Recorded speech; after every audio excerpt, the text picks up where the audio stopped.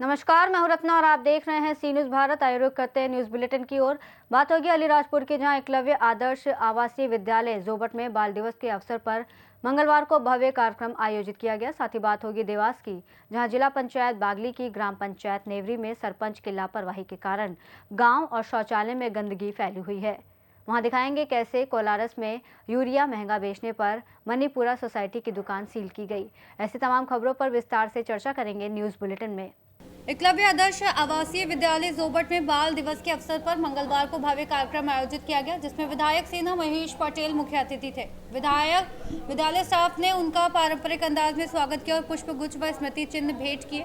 स्वागत के बाद विधायक ने पौधारोपण कर बच्चों को पर्यावरण संरक्षण का संदेश दिया और कहा कि बच्चों की शिक्षा के साथ उन्हें प्रकृति से जोड़ना और संवेदनशील बनाना भी आवश्यक है। सांस्कृतिक कार्यक्रम में छात्रों ने आदिवासी लोक नृत्य, समूह गान, भाषण और नाटकीय प्रस्तुतियां दी। विधायक ने बच्चों के सर्वांगीण विकास, बेहतर शिक्षा और सुरक्षित वातावरण पर जोर दिया और विद्यालय प्रबंधन की सराहना की। कार्यक्रम में विद्यालय प्राचार्य, शिक्षक, अभिभावक और स्थानीय नागरिक उपस्थित रहे। बाल दिवस पर बच्चों को उपहार वितरित किए गए और श्रेष्ठ प्रदर्शन करने वाले छात्रों को सम्मानित किया गया। समारोह में वरिष्ठ कांग्रेस नेता आराम पटेल, सरदार अजनार, कार्यवाहक ब्लॉक कांग्रेस अध्यक्ष अरविंद डावर, युवा कांग्रेस जिला अध्यक्ष पुष्पराज रावत पटेल, जोबट नगर कांग्रेस अध्यक्ष जीतू अजनार और विधानसभा अध्यक्ष जोबट लकी राठौर भी उपस्थित रहे। अलीराजपुर से सी न्यूज़ संवाददाता मुकेश राठौर की रिपोर्ट।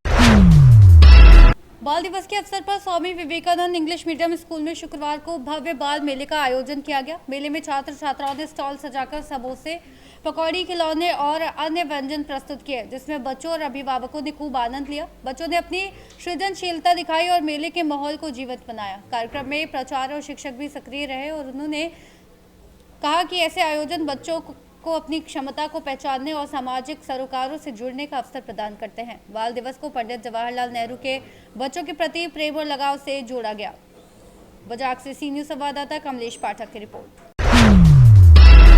अंतर उपचुनाव में कांग्रेस उम्मीदवार प्रमोद जैन भाया की बंपर जीत पर बकानी ब्लॉक और नगर कांग्रेस ने मिठाइयां बांटकर और आतिशबाजी के साथ जश्न मनाया। कार्यक्रम में ब्लॉक कांग्रेस अध्यक्ष भरत चतुर्वेदी, पूर्व पीसीसी सदस्य प्रकाश बफाना, पूर्व सरपंच हेमराज राठौर, ब्लॉक उपाध्यक्ष प्रकाश कुशवाहा, नगर कांग्रेस अध्यक्ष अल्ताफ हुसैन नीलगर, ब्लॉक कांग्रेस कोषाध्यक्ष नवीन चौरसिया, मीडिया प्रभारी विशाल जैन, अल्पसंख्यक विभाग मीडिया प्रभारी वाजिद नागौरी, मंडल सचिव नेमी चंद कुशवाहा, युवा कांग्रेस नेता उज्जवल कुशवाहा, ऑल इंडिया राजीव गांधी कांग्रेस के गोपाल राठौर, नगर कांग्रेस सचिव ललित मेहर, अविनाश शर्मा, सत्यनारायण ट्रेगी सहित कई कार्यकर्ता उपस्थित रहे।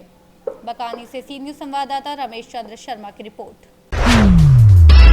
जिला पंचायत बागली की ग्राम पंचायत नेवरी में सरपंच की लापरवाही के कारण गांव और शौचालय में गंदगी फैली हुई है। नेवरी के बरोठा फटा बस स्टैंड पर बनाए गए सामुदायिक स्वच्छता परिसर का निर्माण 4 से 5 साल पहले हुआ था, लेकिन ग्राम पंचायत द्वारा उचित रखरखाव न किए जाने के कारण परिसर बदबूदार और जर्जर नजर आता है।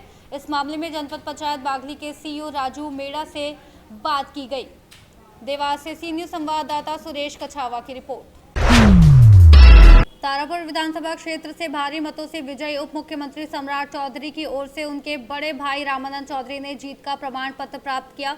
यह प्रमाण पत्र तारापुर निर्वाची पदाधिकारी राकेश रंजन ने उनको सौंपा। मतगणना के दौरान चुनावी व्यवस्थाओं के कारण सम्राट चौधरी स्वयं उपस्थित नहीं हो सके। उनके ममेरे भाई कृष्णा चौधरी ने कहा कि यह विजय तारापुर और बिहार की जनता के विश्वास का प्रमाण है और सभी मतदाताओं का आभार व्यक्त किया। उन्होंने आश्वासन दिया कि तारापुर के विकास से जुड़े सभी संकल्प पूरे किए जाएंगे।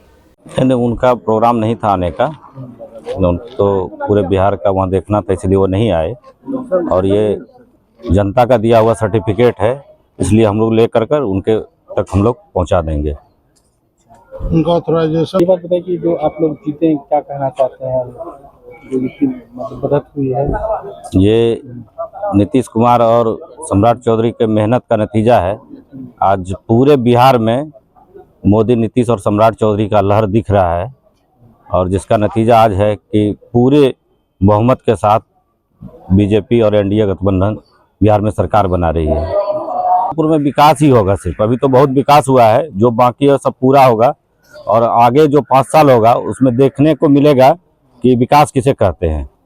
विकास की परिभाषा तारापुर से लिखी जाएगी। बहुत बहुत बधाई है हमारे प्रत्याशी सम्राट चौधरी जी को, और यह ऐतिहासिक जीत है तारापुर का, और यह जीत माननीय नीतीश कुमार जी का देन है। आज बिहार में जो इतना काम नीतीश कुमार जी किए हैं उसका ये प्रतिफल है। और फिर से एक बार नीतीश कुमार, बिहार में बहार है, फिर से नीतीश कुमार। मुंगेर से सी न्यूज संवाददाता गौतम कुमार की रिपोर्ट।